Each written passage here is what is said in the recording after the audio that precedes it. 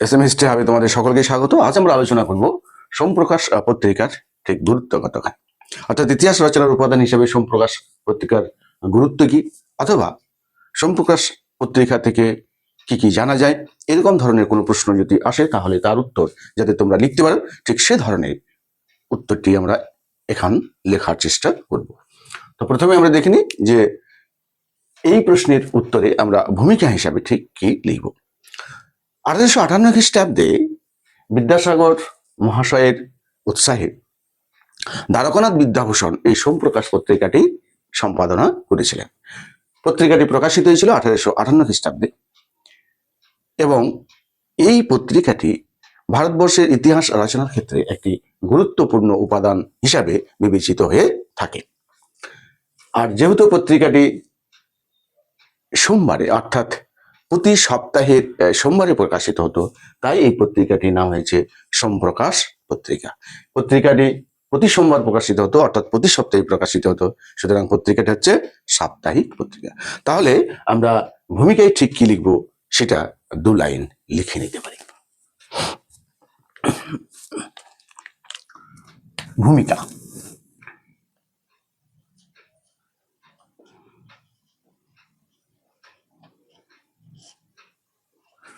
আঠারোশো আটান্ন খ্রিস্টাব্দে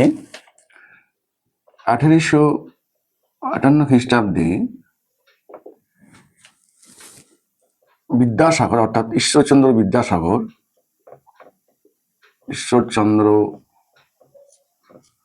বিদ্যাসাগর মহাশয়ের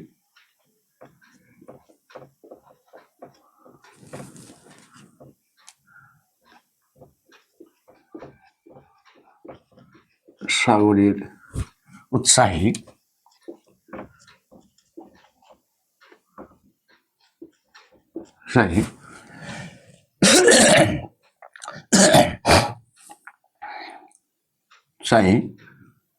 বিদ্যাসাগরের উৎসাহে দ্বারকানাথ বিদ্যাভূষণের সম্পাদনায়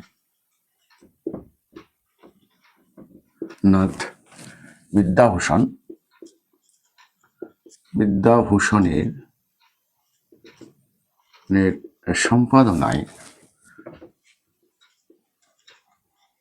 সম্পাদনায়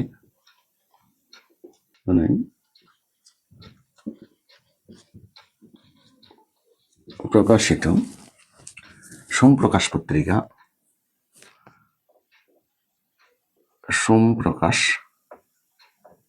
পত্রিকা ভারতের ইতিহাস রচনার একটি গুরুত্বপূর্ণ উপাদান। ইতিহাস রচনার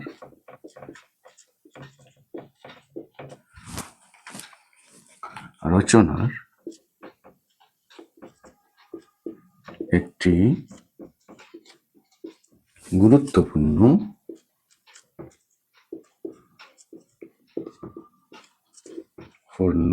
উপাদান।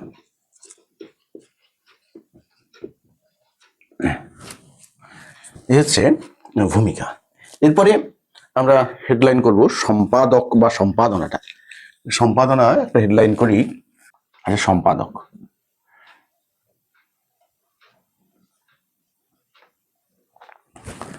সম্পাদক কে ছিলেন এই পত্রিকার আমরা লিখে নিচ্ছি আগেই, তথাপি লিখছি যে সম্পাদক ছিলেন কে না দ্বারকানাথ বিদ্যাভূষণ।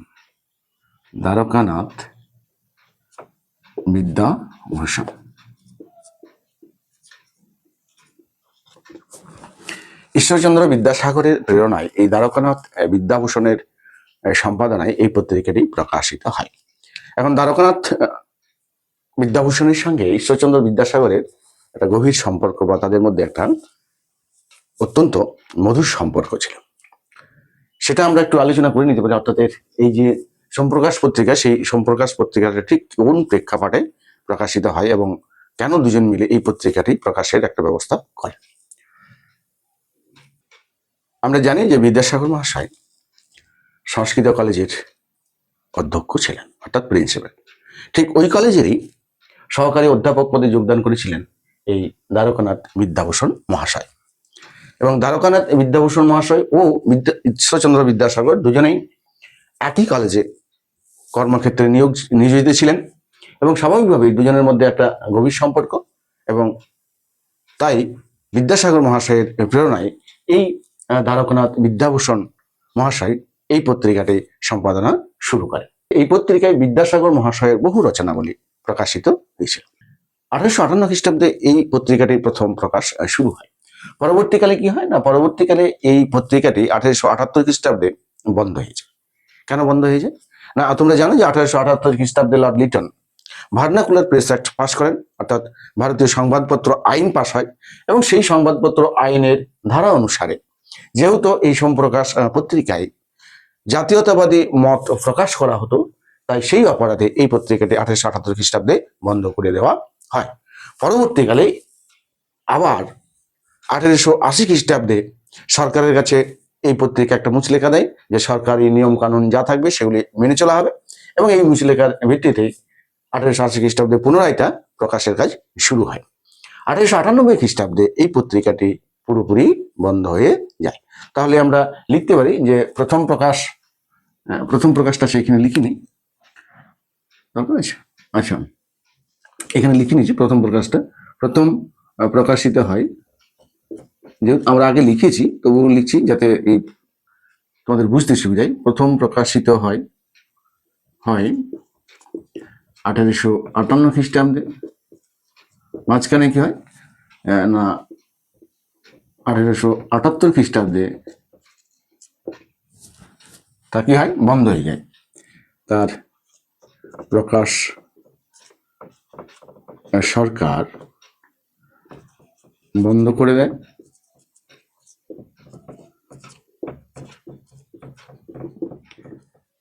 1880 খ্রিস্টাব্দে তা পুনরায় আবার প্রকাশিত হতে শুরু করে। 18 খ্রিস্টাব্দে থেকে আবার প্রকাশিত হয়, এবং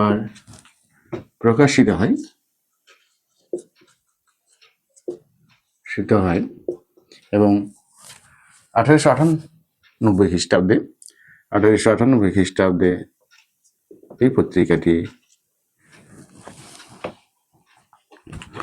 এই পত্রিকাটি কি হয় না, পুরোপুরি বন্ধ হয়ে যায়, পুরোপুরি প্রকাশ বন্ধ হয়ে যায় আর কি, বন্ধ হয়ে যায়। ঠিক আছে, তাহলে আমরা দেখে নিলাম যে এই পত্রিকার সম্পাদক কে ছিলেন, এবং এই পত্রিকাটি ঠিক কখন প্রথম প্রকাশ হয়, মাঝখানে কখন বন্ধ হয়ে গেছিল, এবং আবার কখন শুরু হয়, এবং পরবর্তীকালে এটি পুরোপুরি বন্ধ হয়ে যায় কত খ্রিস্টাব্দে। এরপরে আমরা আলোচনা করব এই পত্রিকাটির ঠিক উদ্দেশ্য কি ছিল। তাহলে উদ্দেশ্যগুলো সম্পর্কে আমরা দেখিনি একটু। উদ্দেশ্য, পত্রিকাটির উদ্দেশ্য একটা পয়েন্ট করব। হ্যাঁ, এই পত্রিকা তৎকালীন সময়ে যে সমস্ত জ্বলন্ত সমস্যাগুলি ছিল সেই সমস্ত সমস্যাগুলিকে তুলে ধরার উদ্দেশ্য নিয়ে প্রকাশ হতে শুরু করে, এবং সেই সময়ে যে সমস্ত সমস্যাগুলি ছিল সেগুলির মধ্যে প্রধান কি ছিল না, ব্রিটিশ সরকারের ভারত বিরোধী নীতি, এবং এই ভারত বিরোধী যে নীতিগুলি সেই নীতিগুলি সমালোচনা করা ছিল এই পত্রিকার একটা প্রধান উদ্দেশ্য। তাহলে আমরা প্রথম পয়েন্ট হিসেবে লিখতে পারি ব্রিটিশ শাসনের ভারত বিরোধী নীতির সমালোচনা করা, 1 নম্বর পয়েন্ট। 2 নম্বরে আমরা লিখতে পারি ঠিক সেই সময় এসে 1858, বুঝতে পারছো, 1859 খ্রিস্টাব্দে ভারতবর্ষে কি হয়েছিল, নীল বিদ্রোহ হয়েছিল। 59 নীল বিদ্রোহ ব্যাপক আকার ধারণ করে, সুতরাং সেই সময়ে নীল বিদ্রোহ একটা জ্বলন্ত সমস্যা ছিল, এবং এই নীল বিদ্রোহ অর্থাৎ নীলকর চাষীদের উপরে নীলকর সাহেবদের যে অত্যাচার, সেই অত্যাচারের কাহিনী এই পত্রিকায় তুলে ধরা হতো, এবং তার কি করা হতো, তীব্র প্রতিবাদও করা হতো এই পত্রিকার মাধ্যমে। তাহলে দ্বিতীয় পয়েন্ট হিসেবে আমরা লিখতে পারি নীলকর চাষীদের উপরে নীলকর সাহেবদের অত্যাচারের প্রতিবাদ এবং তাদের নির্মম অত্যাচারের কাহিনী এই পত্রিকায় তুলে ধরা হতো। তাহলে দুটো পয়েন্ট আমরা লিখে নিয়েছি। 3 নম্বর পয়েন্ট আমরা কি লিখবো না, 3 নম্বর পয়েন্ট হিসেবে আমরা লিখতে পারি তৎকালীন সময়ে ভারতবর্ষের সমাজে যে সমস্ত কুসংস্কারগুলি প্রচলিত ছিল সেই সমস্ত কুসংস্কারগুলি দূর করার জন্য গুরুত্বপূর্ণ ভূমিকা গ্রহণ করেছিল এই পত্রিকা, যেখানে বিদ্যাসাগর মহাশয়ের অবদান রয়েছে, বা বিদ্যাসাগর মহাশয় যে পত্রিকার সঙ্গে জড়িত রয়েছেন সেই পত্রিকায় সামাজিক কুসংস্কারের বিরুদ্ধে কোনো প্রতিবাদ হবে না, এটা হতেই পারে না। তো সেটা একটা পয়েন্ট হিসেবে আমরা উল্লেখ করব। এবং 4 নম্বর পয়েন্ট হিসেবে আমরা অবশ্যই রাখবো কি না, ভারতের ইতিহাসে জাতীয়তাবাদী চিন্তাধারার উন্মেষ ঘটানো, অর্থাৎ ভারতীয়দের মনের মধ্যে জাতীয়তাবাদকে জাগ্রত করা এই পত্রিকার আরেকটা গুরুত্বপূর্ণ উদ্দেশ্য ছিল। তো সেগুলো আমরা লিখে নিতে পারি, এক এক ছোট ছোট একটা করে পয়েন্ট করে আমরা আলোচনা করে নিয়েছি। 1 2 3 4 করে লিখে নিব। 1 নম্বরে তাহলে আমরা লিখতে পারি ব্রিটিশ সরকারের ভারত বিরোধী নীতির সমালোচনা। তাহলে ব্রিটিশ সরকারের ভারত বিরোধী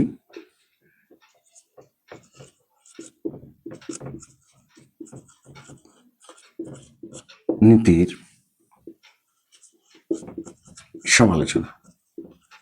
সমালোচনা করা একটা মূল কাজ বা উদ্দেশ্য ছিল 1 নম্বর। 2 নম্বরে নীল বিদ্রোহের সমর্থনে এবং নীলকর সাহেবদের বিরুদ্ধে প্রতিবাদ, অর্থাৎ নীল বিদ্রোহ বা নীল বিদ্রোহের সমর্থনে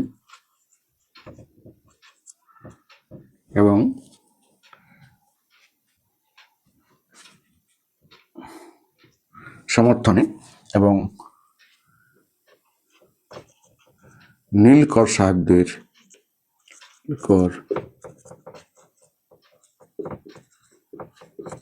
অত্যাচারের বিরুদ্ধে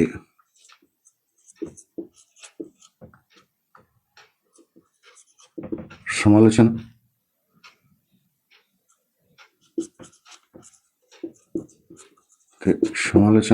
এটা 2 নম্বর উদ্দেশ্য। 3 নম্বরে আমরা কি বলেছি? 3 নম্বরে আমরা বলেছি সামাজিক কুসংস্কার,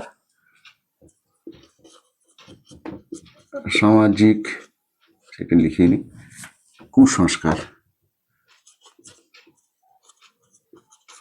সংস্কারের বিরুদ্ধে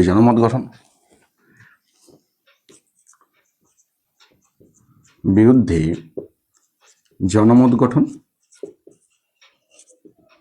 এবং ফাইনালি 4 নম্বরে কি থাকবে না, 4 নম্বরে অবশ্যই ভারতীয় নাগরিক অর্থাৎ ভারতের যে জনগণ বা বিপ্লবীরা ছিলেন তাদের মধ্যে কি জাতীয়তাবাদী প্রেরণা অর্থাৎ জাতীয়তাবোধকে জাগিয়ে তোলা। এটা একটা গুরুত্বপূর্ণ এবং অত্যন্ত গুরুত্বপূর্ণ পয়েন্ট। সে কারণে আমরা এই পয়েন্টটিকে একটু বেশি জোর দিয়ে আলোচনা অবশ্যই করব। তাহলে উদ্দেশ্য, আচ্ছা সেটা লেখা হয়নি, তাহলে আমরা একটু লিখে নিই। সাধারণ মানুষের মধ্যে কি করবে? তাহলে সাধারণ মানুষ বা বিপ্লবী যাই হোক না কেন, সাধারণ মানুষের মধ্যে কি করা না, জাতীয়তাবোধ জাগ্রত করা। এই কাজটি করতে গিয়ে এই পত্রিকাটি সরকারি রোশানলে পড়ে এবং পরবর্তীকালে 1878 খ্রিস্টাব্দে এই পত্রিকাটিকে সরকার বন্ধ করে দিয়েছিল। যাই হোক, সাধারণ মানুষের মধ্যে জাতীয়তাবোধ জাগ্রত করা।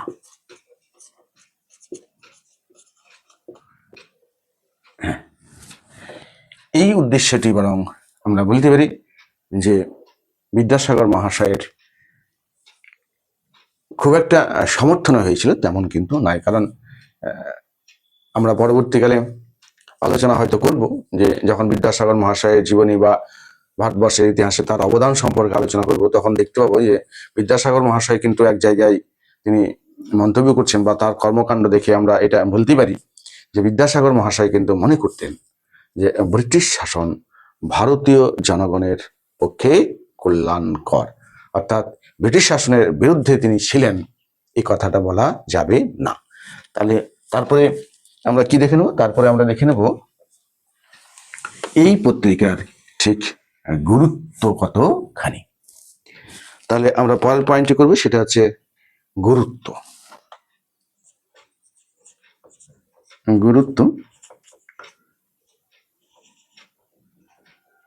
আমরা আগেই লিখেছি যে ইতিহাসের উপাদান হিসেবে এই পত্রিকাটি অত্যন্ত গুরুত্বপূর্ণ, কারণ ইতিহাসের বহু তথ্য এই পত্রিকাটি থেকে পাওয়া যায় বা পাওয়া গেছে।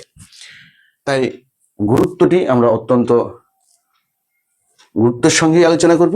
তাহলে গুরুত্বে আমরা কি লিখবো? প্রথমে দেখে নিই যে গুরুত্ব লিখেছি এবং এই গুরুত্বের 4টি পয়েন্ট করে, সেই পয়েন্টগুলি কি কি লিখবো এবং তার কিভাবে ব্যাখ্যা করব। যদি তোমরা ব্যাখ্যাটা ঠিকভাবে শুনে নাও তাহলে আশা করি পয়েন্টগুলি তোমরা সহজেই লিখতে পারবে বা সহজেই তোমাদের মনে থাকবে। আমরা গুরুত্ব লিখে আমরা এক লাইন লিখতে পারি যে ভারতবর্ষের, অর্থাৎ তৎকালীন ভারতবর্ষ বা তৎকালীন সমাজে যা বলবে বা সেই সময়কার তৎকালীন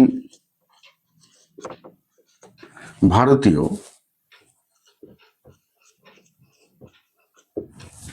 সমাজ বা ভারতের সমাজে, ভারতের লিখলে আরো ভালো হয়,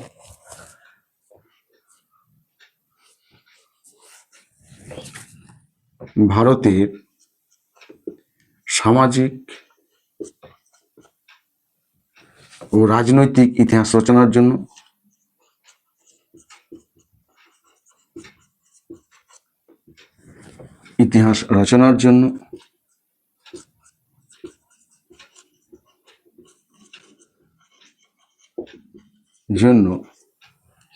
এই পত্রিকাটি একটি গুরুত্বপূর্ণ উপাদান। এই পত্রিকাটি একটি গুরুত্বপূর্ণ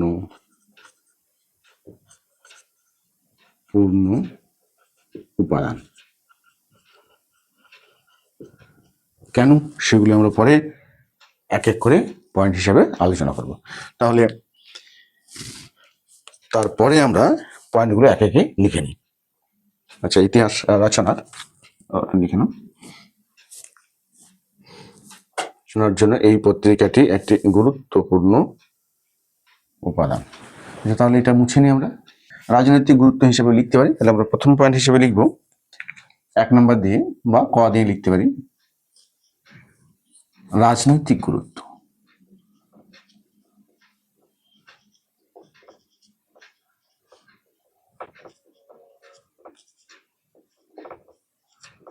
এই পত্রিকাটির রাজনৈতিক গুরুত্ব কি ছিল, অর্থাৎ রাজনৈতিক ইতিহাস রচনার জন্য এই উপাদানটি অর্থাৎ সম্প্রকাশ পত্রিকা কতটা গুরুত্বপূর্ণ। আমরা জানি যে ব্রিটিশ সরকারের যে সমস্ত কাজগুলি সেই সময়, অর্থাৎ ভারত বিরোধী যে সমস্ত কাজগুলি ছিল, সেই সমস্ত কাজগুলির চরম সমালোচনা করা হতো এই সম্প্রকাশ পত্রিকার মাধ্যমে। কেননা এই সম্প্রকাশ পত্রিকাকে এই চরমপন্থী কার্যকলাপ, অর্থাৎ ব্রিটিশ সরকারের যে সমস্ত ভারত বিরোধী কার্যকলাপ ছিল সেগুলি প্রতিবাদ করার জন্যই 1878 খ্রিস্টাব্দে ভার্নাকুলার প্রেস অ্যাক্টের রোষানলে পড়তে হয়েছিল এবং যার ফলে এই পত্রিকাটিকে বন্ধ করে দেওয়া হয়েছিল। তাহলে আমরা স্বাভাবিকভাবেই এর থেকে আমরা অতি সহজেই ধরে নিতে পারি বা বুঝতে পারি যে এই পত্রিকাটি অবশ্যই তৎকালীন ভারত সরকারের যে ভারত বিরোধী কার্যকলাপ ছিল তার চরম বিরোধিতা করত। তাহলে আমরা সেটাই পয়েন্টের প্রথম লাইন হিসেবে তুলে ধরতে পারি। ভারত বিরোধী সরকারি কার্যকলাপগুলি ভারত বিরোধী বা বিপ্লব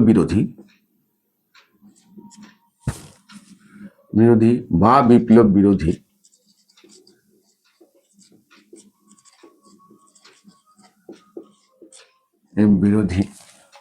ব্রিটিশ সরকারের কার্যকলাপ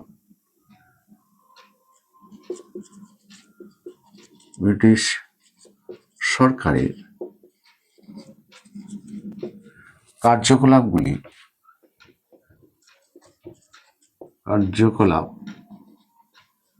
বা আইন যা বলবে গুলি তুলে ধরে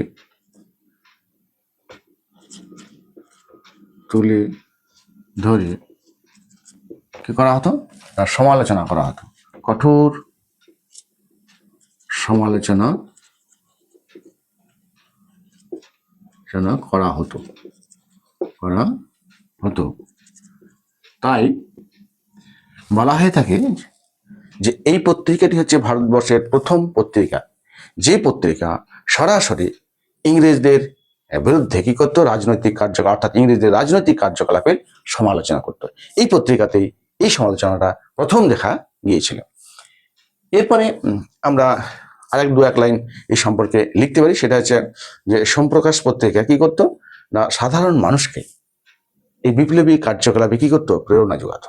অর্থাৎ সাধারণ মানুষের মধ্যে যাতে জাতীয়তাবোধ জাগ্রত হয়, তেমন রচনাগুলি এই পত্রিকার মাধ্যমে একদিকে যেমন তুলে ধরা হতো, ঠিক সেরকম ভারতবর্ষের বিভিন্ন জায়গায় যে বিপ্লবগুলি ঘটছিল, অর্থাৎ যেমন ধরো নীল বিদ্রোহ, এবং সেই নীল বিদ্রোহের কাহিনী এই পত্রিকার মাধ্যমে তুলে ধরে জনসাধারণকে নীল বিদ্রোহের সমর্থনে উঠে আসতে অনেকটাই কি করতো না, প্রেরণা যোগাতো। তাহলে সেই কথাগুলো আমরা দু একটা লাইনে লিখিয়ে নিতে পারি। যেমন বিভিন্ন রচনা বা লেখনীর মাধ্যমে বলতে পারো, এখান থেকে লিখে থাকে বিভিন্ন রচনার মাধ্যমে এবং সমালোচনার মাধ্যমে, আর কি মাধ্যমে ভারতবাসীর মনে জাতীয়তাবোধ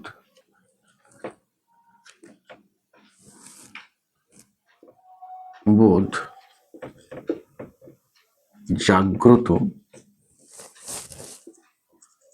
করার চেষ্টা করত।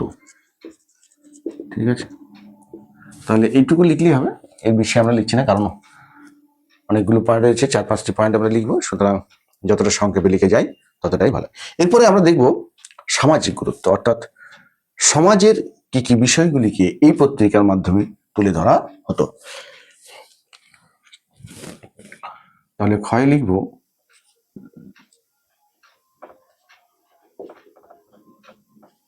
সামাজিক গুরুত্ব। সামাজিক গুরুত্ব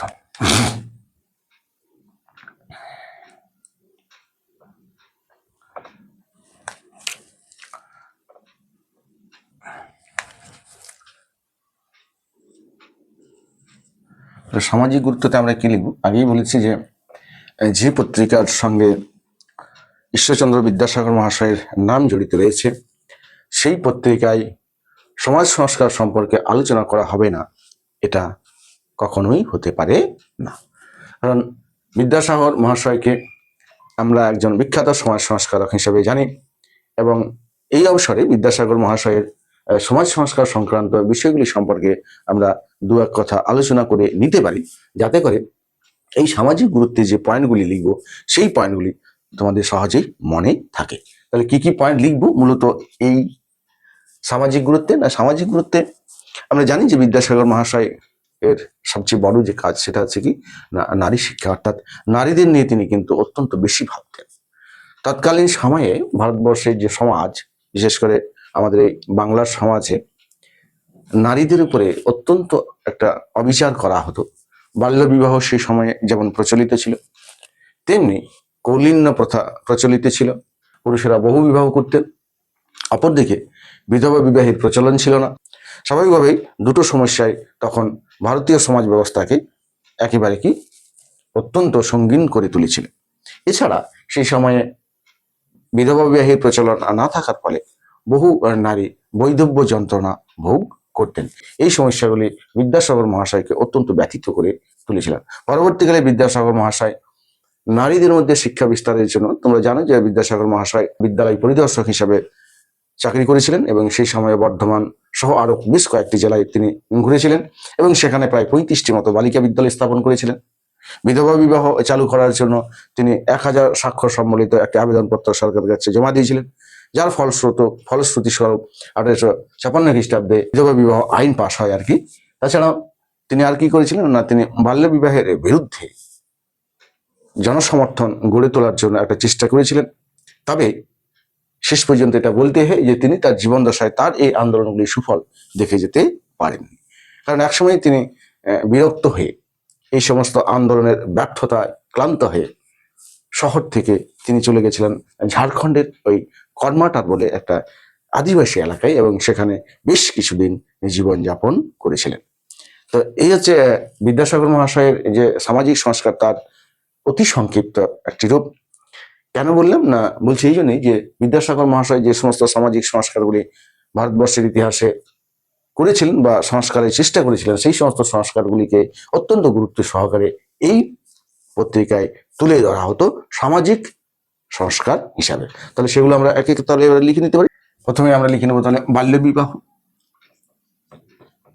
বাল্য বিবাহ ও বহু বিবাহ। এই বহু বিবাহ পুরুষদের মধ্যে প্রচলিত ছিল। বহু বিবাহের বিরুদ্ধে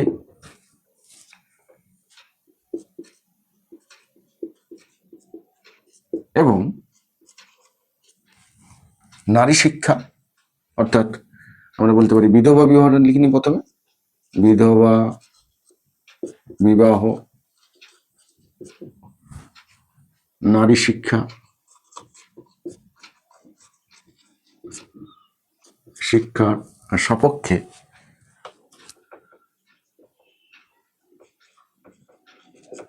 এই পত্রিকায়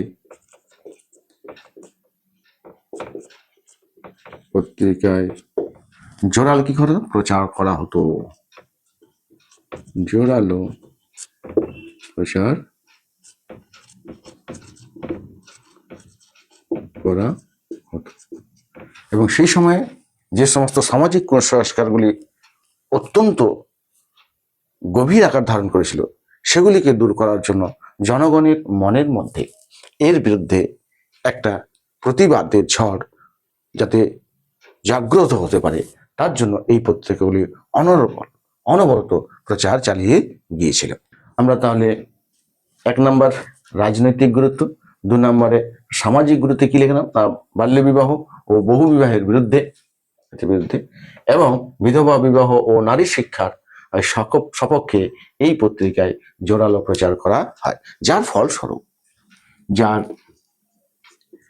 ফলস্বরূপ সমাজ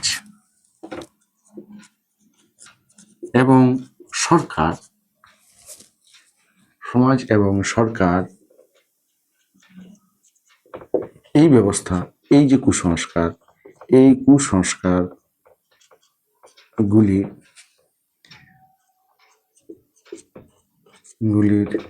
প্রতি যেমন অবহিত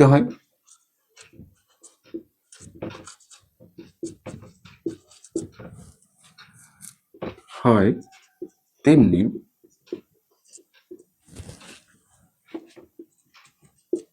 তা দূর করার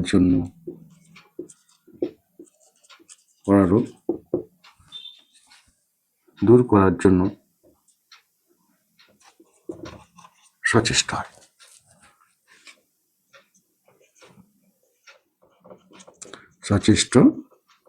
হয়। তাহলে 2 নম্বর পয়েন্ট, অর্থাৎ দুটো পয়েন্ট আমরা লিখে নিয়েছি। এরপরে 3 নম্বর পয়েন্ট হিসেবে আমরা কি লিখব না, 3 নম্বর পয়েন্ট হিসেবে আমরা বাংলা ভাষা ও সাহিত্যের বিকাশ এই কথাটা লিখতে পারি। গয়ে আমরা লিখতে পারি বাংলা ভাষা ও সাহিত্যের বিকাশ।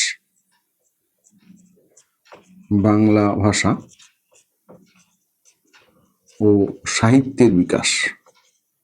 যেহেতু পত্রিকা, সুতরাং এই পত্রিকায় বিভিন্ন রচনা প্রকাশ পেত এবং সেই রচনাগুলি সম্পর্কে বিস্তারিত আলোচনা করা হতো। যার ফলস্বরূপ বাংলা ভাষার বিকাশের পথ যেমন একদিকে প্রশস্ত হতো, ঠিক সেই রকম বাংলা ভাষায় যে সমস্ত লেখক বা রচয়িতারা ছিলেন, তারাও তাদের রচনায় উৎসাহিত হতেন। এটা তো আমরা লিখতেই পারি। এবং তাছাড়াও আর যে বিষয়টা ছিল সেটা হচ্ছে যে এই যে এই পত্রিকা কিন্তু সেই সময়ে বাংলা ভাষায় যে সাধু এবং চলতি এই দুই ভাষার যে একটা কি বলবো মিলেমিশে একটা গোঁজামিলা ভাব, সেটা থেকে বাংলা ভাষাকে দূর করে শুদ্ধ বাংলার বিকাশে যথেষ্ট সাহায্য করেছিল এই পত্রিকাটি। তাহলে সেই কথাটাও আমরা লিখে নেব এই পয়েন্টের মধ্যে দিয়ে। তাহলে আমরা লিখে নিই,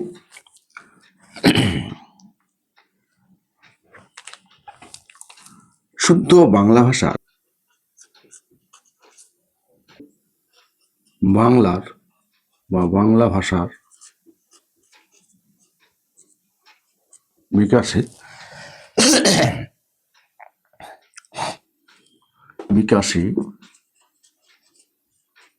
এই পত্রিকার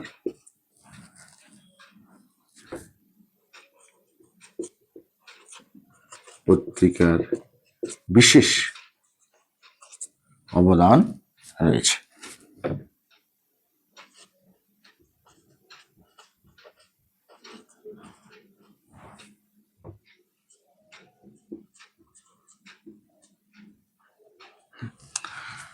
তাহলে আমরা 3 নম্বর পয়েন্ট লিখে নিচ্ছি। এবার 4 নম্বর পয়েন্ট হিসেবে কি লিখবো না, 4 নম্বর পয়েন্ট হিসেবে লিখবো ঘয় লিখবো এই পত্রিকাটি ছিল ইতিহাস রচনার একটা জীবন্ত বা প্রত্যক্ষ দলিল। তাহলে ইতিহাসের প্রত্যক্ষ দলিল বা ইতিহাসের একটা প্রত্যক্ষ উপাদান আর কি, ইতিহাসের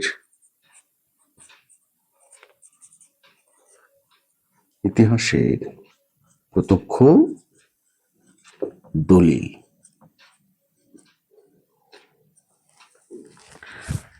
কেন বলছি ইতিহাসের প্রত্যক্ষ দলিল?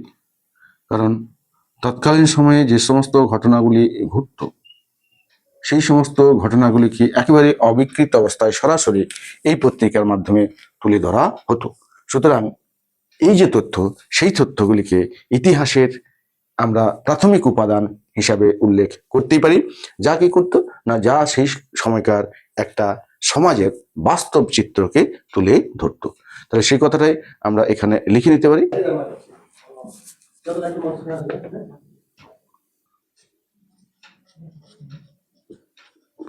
সোমপ্রকাশ পত্রিকা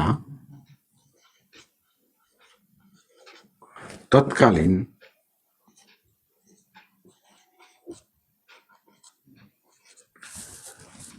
সমাজে বিভিন্ন ঘটনাগুলি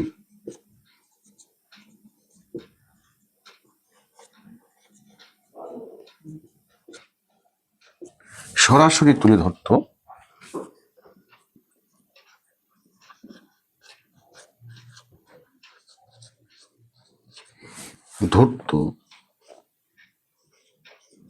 যা ছিল সমাজের একটি বাস্তব চিত্র।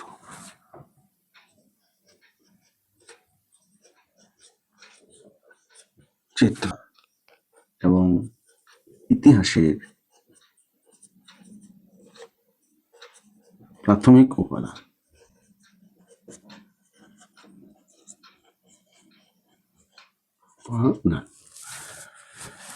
তাহলে আমরা মোটামুটি আলোচনা করে নিয়েছি যে সোমপ্রকাশ পত্রিকার গুরুত্ব এবং এই পত্রিকার সম্পাদক কে ছিলেন, এই পত্রিকাটি কখন প্রকাশিত হয়, পত্রিকাটি কখন বন্ধ করে দেওয়া হয়েছিল এবং পুনরায় তা আবার কখন প্রকাশ হয়, এবং অন্তিম পর্যায়ে এই পত্রিকাটি ঠিক কখন সম্পূর্ণভাবে বা পুরোপুরি বন্ধ হয়ে যায়।